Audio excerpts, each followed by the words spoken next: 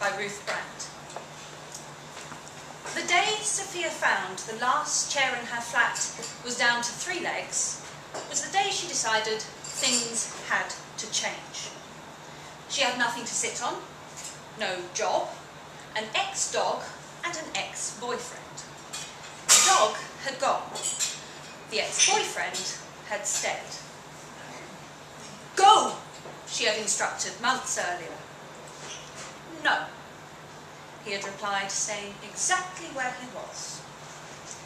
The dog, well, she missed the dog.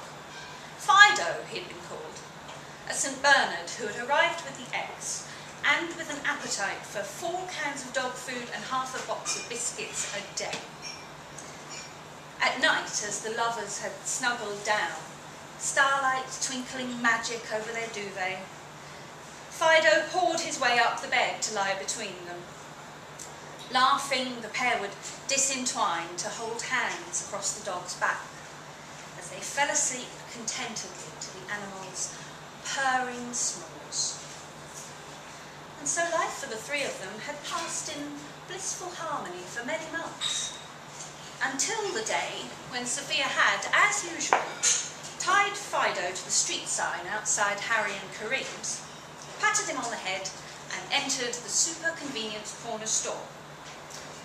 That was the last she'd seen of Fido, for when she emerged with her yoghurt 5 minutes later, the dog had disappeared. Crying bitterly over her soured milk, Sophia had run home to be consoled by her boyfriend.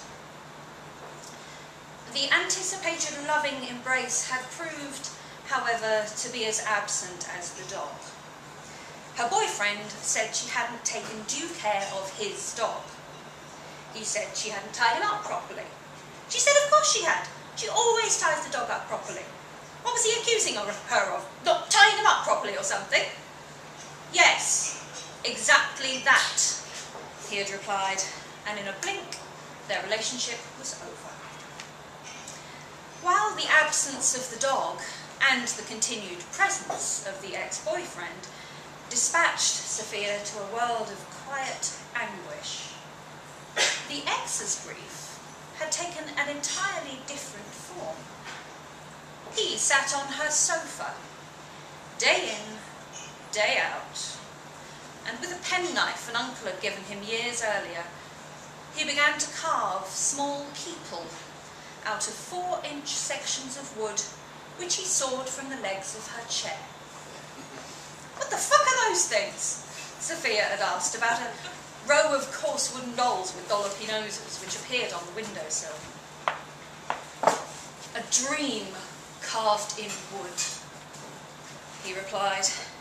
"Work in progress," he added, doing that speech mark things with his fingers.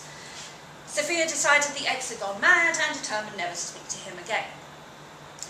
With the ex spending all his time whittling, it came as no surprise to Sophia when his boss had called and said that the ex needn't bother coming into work any longer if he couldn't be bothered, which the ex said he guessed he couldn't.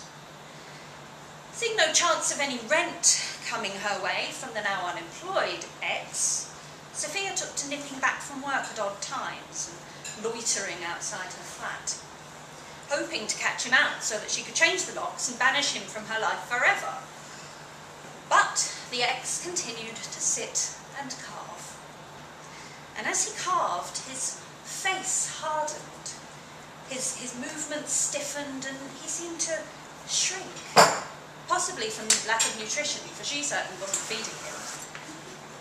Sophia's vigilance was to be her undoing, as not many weeks later, she was called into her boss's office to be informed that she had been sacked for poor attendance, poor timekeeping, and generally being crap at her job. With no dog to walk or job to go to, Sophia devoted her day to cleaning the flat, methodically polishing with the finest beeswax polish anything that didn't move, including the little dolls, whose features were becoming finer and whose cute little hands were now almost lifelike.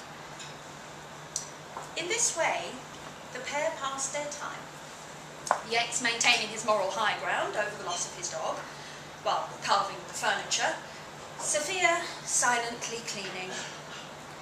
And so they would have remained, him content in his discontent, her in many ways simply content, until the day that Sophia discovered her last usable chair was missing a leg. "Rent!" she broke her silence. The ex shaped and shaved as though deaf, putting all his efforts into turning a small piece of chair leg into a woman with a cloth in her hand. "Now, or you're out!" Her voice was raised. "You lost my dog," he reminded her in a voice dusty through lack of use. He did almost have a point, except for one error in fact. "Our dog," she corrected, which was a mistake, as by responding, she had foolishly indicated that she was prepared to discuss the issue. "By failing to correctly secure him," he said. Sophia recovered quickly.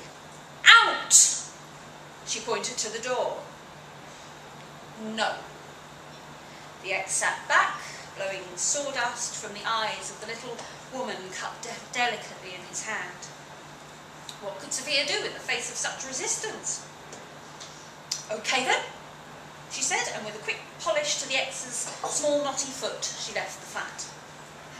When she returned, she brought Harry with her. Harry had assisted the original search for Fido, partly as he felt somewhat responsible because the dog had been left outside his shop, but mainly as he had correctly foreseen the resultant drop in dog food sales when the animal could not be found. And he had a fondness for Sophia and a certain sympathy due to her ex's systematic destruction of her furniture. "Tell him, Harry," Sophia instructed. Harry took a deep breath.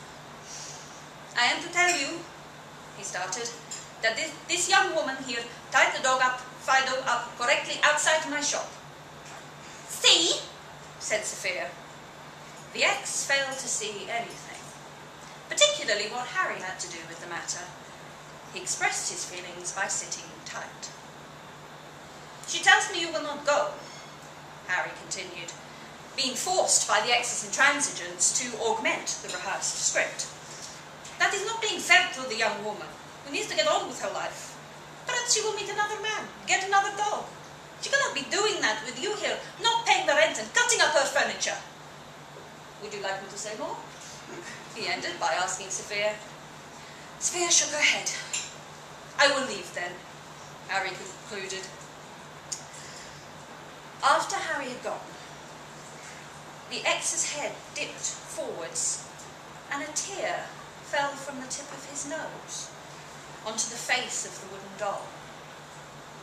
And in the subtle dusk light seeping past the doll on the windowsill, he appeared to diminish even further, become almost insignificant, and so very still.